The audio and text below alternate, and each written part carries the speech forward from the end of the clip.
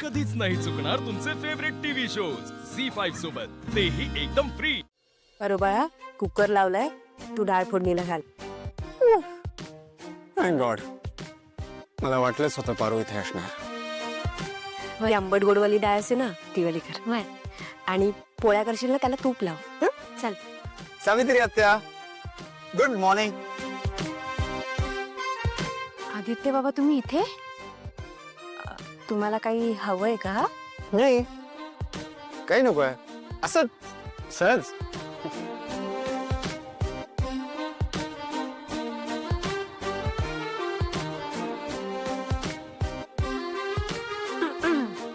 अरे बाळा, मी काय म्हणते, पोळ्या झाल्या ना की तू ना ही भाजी पण करून घे. बाहेर खूप कामं पडलीत ना, मी आवरते सगळे. ओके? आत्या, तुमची भाजी बनवण्याची पद्धत आणि माझी पद्धत वेगळी आहे. आणि ही भाजी ना तुम्हाला चांगली जमते, त्यामुळे तुम्हीच बनवा ना प्लीज. असं कसं?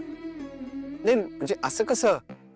पारू पण सगळ्या भाज्या खूप छान बनवते, हो की नाही? मग ही भाजी मला असं वाटतं पारूनीच करावं.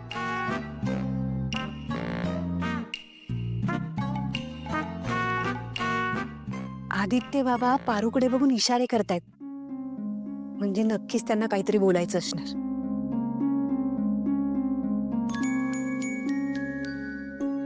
बरोबर बोलतायत आदित्य बाबा. तू छान भाजी करशील. पारू, आलेच मी. हा आत्या,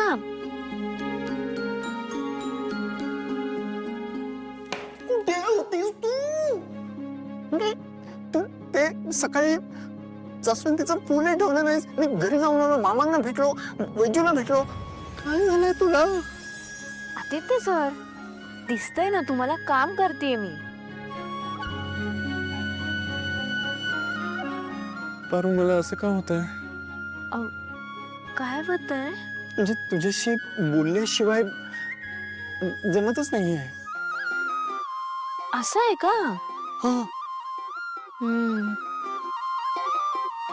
आदित्य सर, मला ना असं वाटतं तुम्ही एकदा डॉक्टरांना दाखवूनच या. So funny.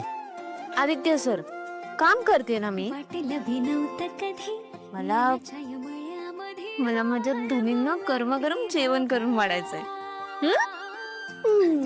तुला धनी अंग भरू येड्यावाने उडतोय जणू पारवा. तुझ्या संग होतोय पारू, जीवामदानी, घाटावर खोलते आकळी,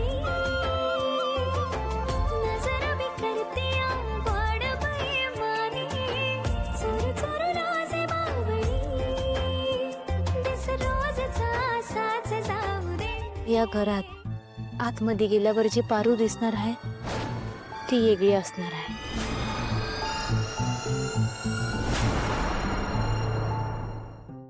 झी5 ॲप डाउनलोड करा आणि पहा सर्व एपिसोड्स एकदम फ्री.